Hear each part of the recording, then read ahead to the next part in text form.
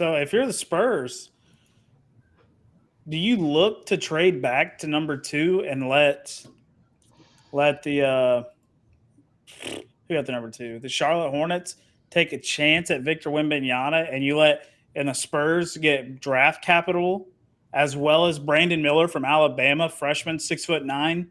Dude can the dude can do it all. He's 6'9". He can play the 1 through 5. I don't Very think versatile player. I don't think you can because the hype's too much. If you traded back and Wembanyama goes off year 2, 3, 4, you know, you're the GM that fucked up. You're the team that absolutely missed out. Right? Yeah, we're seeing that with Phoenix on Luka. Right. So I don't think teams are going to be passing on these Euro guys anymore after seeing what Luka turned into, after seeing what some of these other guys have turned. Porzingis, when he first came into the league, he's obviously not that big of a hype anymore, but Porzingis is still very, very good player. I just don't think Euro guys are going to be passed on like they used to be back in the day.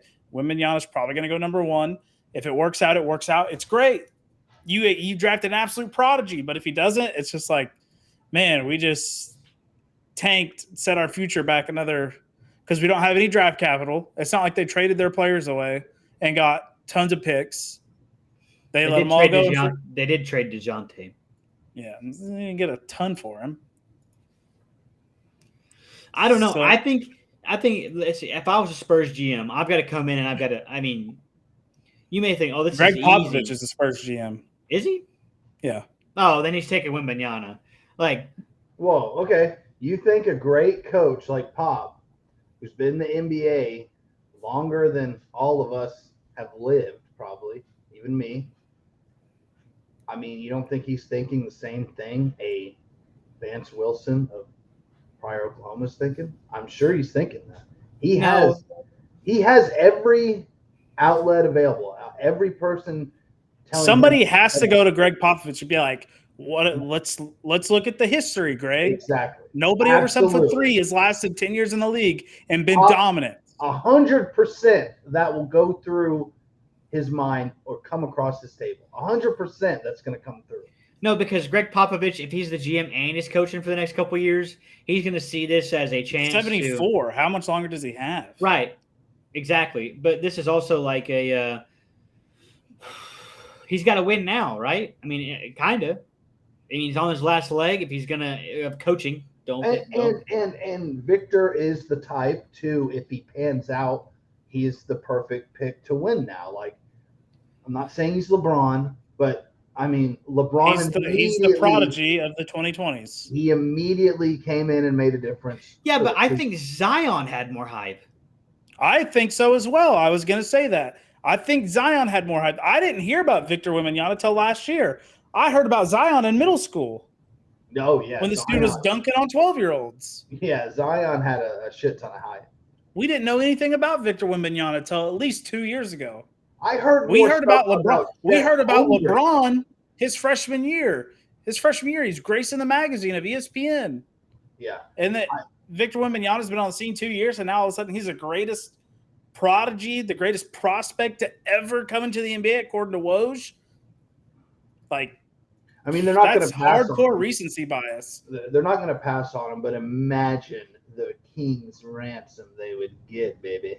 Oh, if Charlotte really wanted to move up, it would take like the next 6 years of their first round picks and a good player to get move up to number 1. But you just hit the lottery. Like, any way you dig it. I mean, taking a chance on it with Victor or trading out, you just like cash money, right? You tanked 1 year, you did it.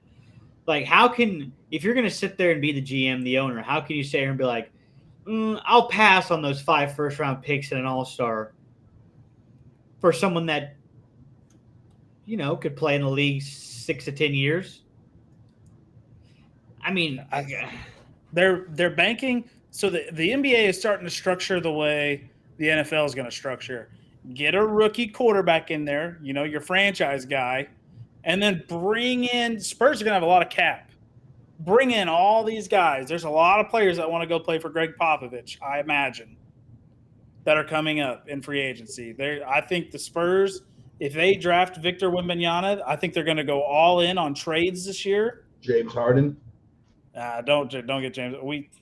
We saw every reason not to go get James Harden this last playoff series. But it's like, but also at the same time, if you get James Harden, you have a facilitator. You don't need James to come in and drop 30 a night. You just, hey, we need 9 to 10 assists. Can you get that done? Maybe score 12, 15, right? Turn into CP3 in his back end years. Okay, right. But this is the thing about the Spurs. They're going to have the cap space. They'll have Victor Wembanyama. They don't have, like, they have a couple of decent pieces. They don't have another great piece. Can you tell me the starting five from last year, Vance? Couldn't. I mean, I know because I watch too much basketball. Trey Jones, Keldon Johnson, Branham maybe, Sochan, Collins, Zach Collins. It's like, yeah, you get Victor Wembanyama, but you were a hell of a team away from being competitive. Like, you need 2 or 3 more of them puppies to be competitive because the Spurs have a max salary spot available. One player's not going to do it.